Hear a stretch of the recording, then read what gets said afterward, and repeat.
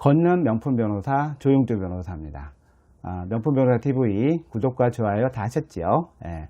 자, 오늘 얘기할 거는 경매에 관련된 얘기예요. 저도 한때 경매 강의를 좀 많이 했던 때가 있었습니다.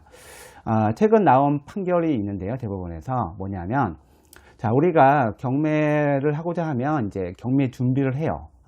뭐 인장 활동이라고 이것도 얘기하는 사람들이 있습니다.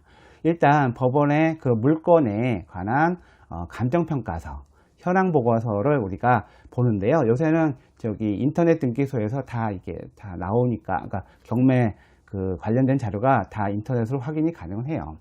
근데 현황 보고서는 법원 공무원이 작성하고, 감정평가서는 감정평가사가 작성을 하는데 이게 항상 정확한 건 아닙니다. 그래서 그 서류 밑에 보면은 이거는 참고 자료지 이거가 잘못 기재된 경우에 법원이 꼭 책임지는 건 아닙니다 라고는 기재되어 있어요.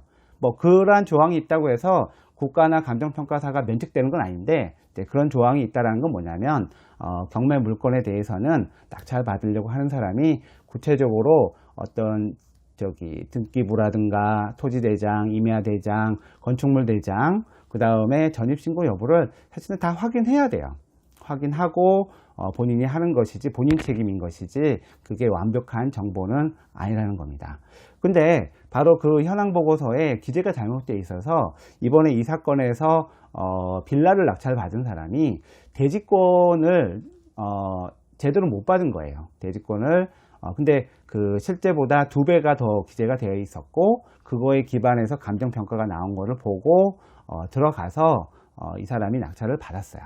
낙찰을 받고 나서 이제 4개월 만에 다른 사람한테 팔았는데, 그 다른 사람이 이거를 등기부랑 확인해 보니까 실제 대지권 면적이 절반밖에 없는 거죠. 그러면은 이 산 사람이, 야, 그러면 완전한 대지권을 주지 않았으니까 이거에 대해서 네가 부족한 거를 취득해서 나한테 넘겨줘라 라고 내용 증명을 보냈어요.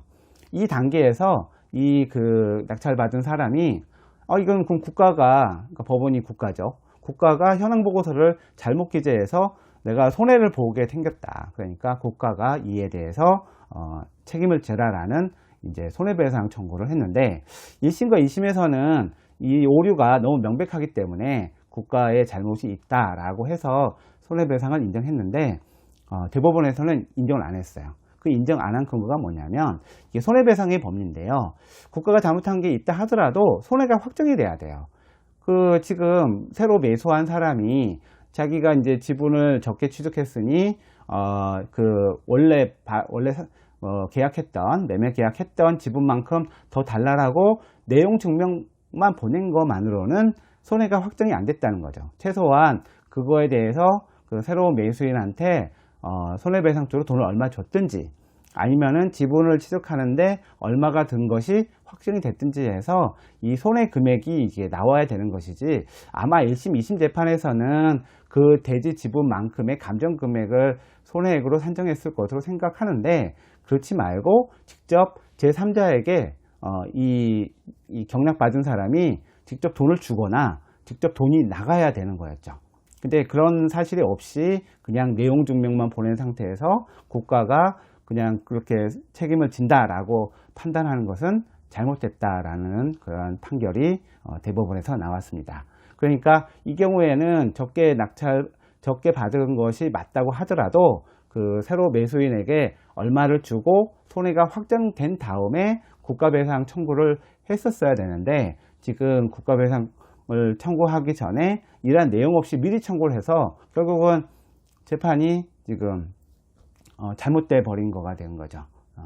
그래서 이런 경우 그 경매의에서 내가 손해를 봤을 때는 그 손해가 얼마가 될지 확정이 된 다음에 소송을 해야 되는 것이지, 그런 그 피해가 확정되지 않은 상태에서 국가배상을 청구하는 것은 잘못됐다. 뭐 이러한 판례가 나온 거를 소개해 드리겠습니다.